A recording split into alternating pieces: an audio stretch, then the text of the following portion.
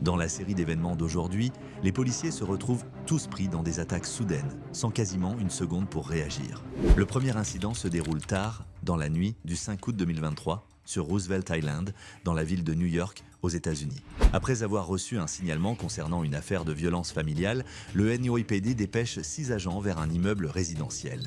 Ce sont le père et le frère du suspect, postés dans le hall, qui ont appelé la police. Ils expliquent donc que l'homme traverse une crise psychologique et les menace avec un couteau. Les agents se préparent assez rapidement à prendre l'ascenseur pour monter à l'étage où le suspect se cache. Pour gagner chaque seconde si la situation dégénérait, l'un des policiers glisse habilement un magazine dans la porte d'entrée de l'immeuble afin d'assurer un accès immédiat au renfort.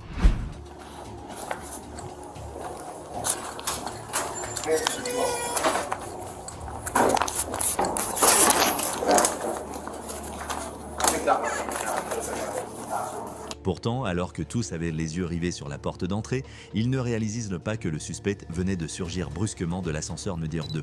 Juste à côté, un couteau toujours en main avant de se jeter sur l'agent qui bloquait la porte.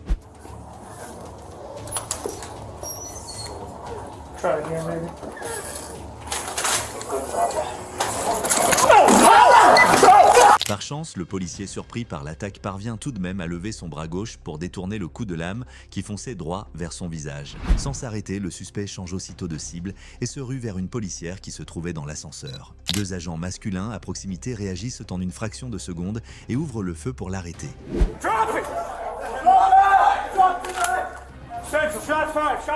Depuis la caméra placée à l'intérieur de l'ascenseur, on voit très clairement que la policière n'aurait jamais pu imaginer qu'une seconde plus tôt, elle discutait tranquillement avec un collègue et qu'une seconde plus tard, elle devait affronter un homme se ruant sur elle, totalement déchaîné, un couteau aiguisé à la main. Oh, I thought you said you were sweating. Funny enough, the NYPD doesn't have sweat. Silly nonsense. Après avoir manqué sa première tentative, le suspect se tourne immédiatement vers la policière pour l'attaquer. Par réflexe, elle tente de dégainer son taser. Heureusement, 2 collègues masculins juste à côté réagissent dans l'instant. Ils dégainent simultanément leurs armes et ouvrent le feu, stoppant à temps le danger qui fonçait droit sur elle.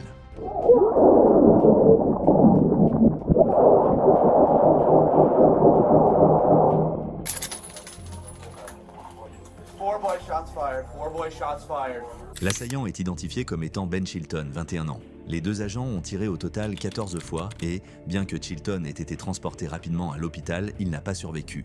On peut dire qu'en montant à l'étage, les policiers n'avaient pas encore sécurisé tous les angles, surtout dans un espace fermé comme celui d'un ascenseur. Malgré cela, leur capacité à réagir en une fraction de seconde a évité un drame. Aujourd'hui, les 2 agents qui ont fait feu ont déjà repris leur service normalement. Dans l'incident suivant, Marcus, 26 ans, conduit une voiture blanche lorsqu'il est sommé de s'arrêter par les policiers du comté de Douglas dans l'État du Colorado. Au départ, il ne s'agit que d'un simple contrôle routier, mais la situation bascule très vite vers un niveau de danger extrême.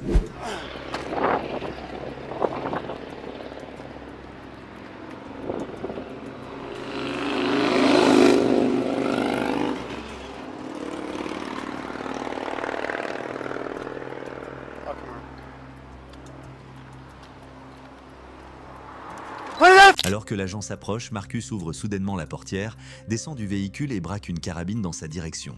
Pris par surprise, le policier recule instinctivement et glisse au sol, mais parvient malgré tout à dégainer et à riposter en une fraction de seconde. Il ne faut pas beaucoup d'efforts pour comprendre que Marcus a délibérément choisi de passer en mode combat, poussant l'agent à croire qu'il faisait face à une menace imminente pour sa vie. Une fois relevé, le policier garde son arme pointée vers le suspect et maintient sa position jusqu'à l'arrivée des renforts. Keep 15 shots fired! Keep 15 shots fired! Keep 15 shots fired! Get on the ground! Get on the ground!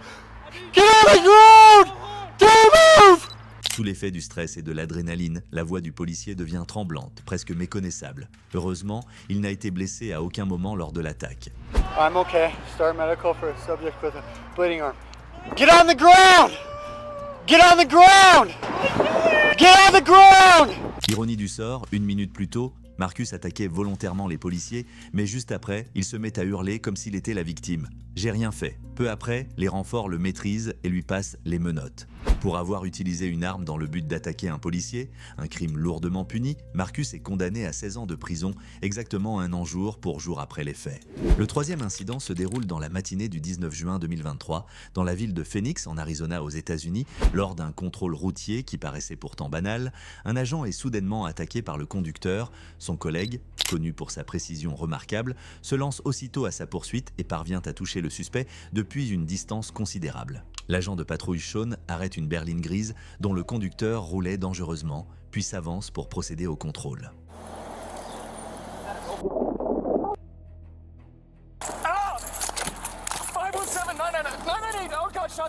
Sean est loin d'imaginer la réaction de cet individu. L'homme sort une arme et tire directement dans sa direction. Heureusement, après quelques détonations, il cesse d'attaquer et s'enfuit à toute vitesse. 517, I'm hit. He went southbound 21st Avenue. Blessé, Sean annonce immédiatement par radio la position du suspect et la direction de sa fuite. Il tente de se relever, récupère son arme tombée au sol, puis retourne à son véhicule pour prendre un garrot et stopper l'hémorragie lui-même. À ce moment-là, un policier hors service qui passait en voiture à proximité entend l'appel d'urgence sur la radio. Il fait immédiatement demi-tour pour revenir sur les lieux et porter assistance à Sean. Yeah, my leg, my left leg, my left leg, my left leg. Where's your 517. It's gonna be a Hispanic male. Yeah. White shirt, black baseball cap. Look, early to mid-20s. Grâce à l'arrivée de son collègue au bon moment, Sean se sent un peu moins stressé, mais sa blessure à la cuisse reste très grave. Son camarade ne peut que le rassurer sans cesse, tentant de le maintenir conscient. Got your body camera on? You okay? You okay? Stay with me. Stay with me. Stay with me. Come on. Come on. Come on. Stay with me. Stay with me. Damn it. Stay with me. Stay with me. You're all right. I got you. Constatant que le sang coule de plus en plus et que l'état de Sean se dégrade, le collègue contacte aussitôt le centre de répartition pour demander qu'une ambulance arrive sur place au plus vite. Adam 130. Adam 130. Gunshot to the left leg. He's in and out of consciousness. Roll me fire ASAP, please. Pendant ce temps, la police de Phoenix mobilise un hélicoptère et plusieurs unités de soutien pour retrouver le suspect. Peu de temps après, il repère la berline dans un quartier résidentiel. Lorsque les agents lui ordonnent de s'arrêter et de se rendre, il refuse d'obéir. Pire encore, il immobilise sa voiture, tire en direction du véhicule de patrouille, puis redémarre en trombe pour reprendre la fuite.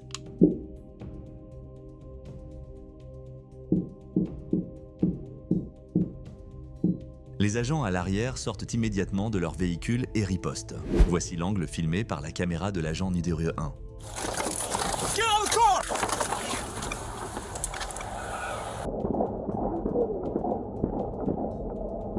Dès que le suspect accélère pour s'enfuir, 2 voitures de patrouille derrière lui se lancent aussitôt à sa poursuite. Devant lui se tient l'agent numéro 2 qui bloque la trajectoire. Sans hésiter, ce policier tire un coup de feu pour forcer le suspect à s'arrêter.